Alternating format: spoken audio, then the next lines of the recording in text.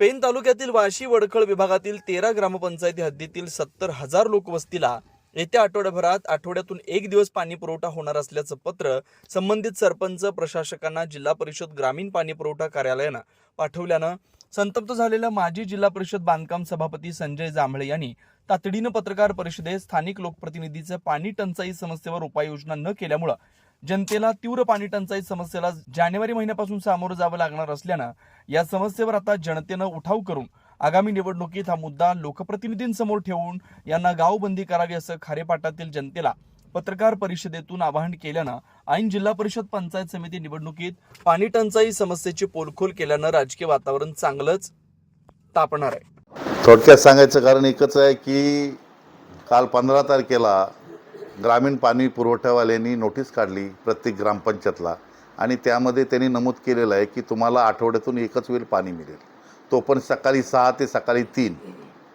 लक्षात घ्या की प्रत्येक निवडणुका आल्या की यांच्या नोटिसा येतात आणि आमच्या जनतेला वेटीस दिली जाते।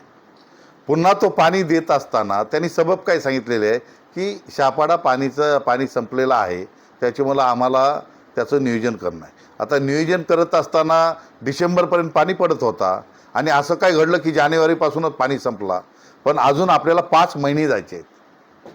कारण मे जूनच्या शेवटच्या 7-8 तारखेला 15 तारखेला पाऊस पडतोय, याचा अर्थ आपल्याला 5 ते 6 महिने अजून लोकांना पाण्यापासून वणवण करायला लागेल। जर आता जानेवारीलाच ही वणवण करायला लागली तर पुढं काय होईल याच्यासाठी सर्व जनतेला कलकलीची विनंती करतो की या पाण्या प्रश्नासाठी आपल्याला ज्वलंत असा लढा द्यावा लागेल।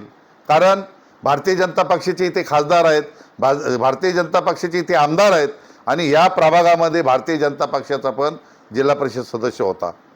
त्याच्यामुळं आपल्याला इथे योग्य नेतृत्व देऊन या समाजासाठी पाणी प्रश्नासाठी ज्वलंत लढा लढावा लागेल आणि त्याच्यासाठी आपल्याला कुठल्याही परिस्थितीमध्ये लढा लढवल्याशिवाय पाणी मिळणार नाही।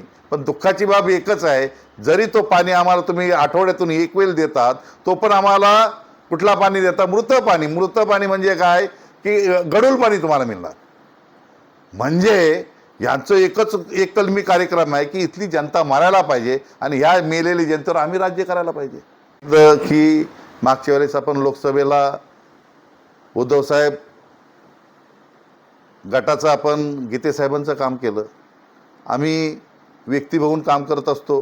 त्याच्यानंतर यावेळेस अतुल म्हात्रे शेतकरी कामगार पक्षाचे उमेदवार, चांगले उच्चभ्रू सुशिक्षित, चांगले लोकांना नोकरीसाठी प्राधान्य देणारी व्यक्ती होती म्हणून त्याचा आम्ही विचार करून त्यांचं काम केलं।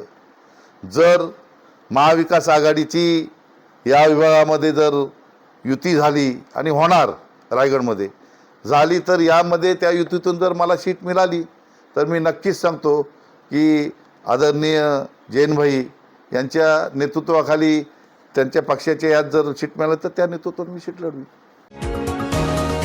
तुम्ही पाहत आहात विस्टा न्यूज मराठी।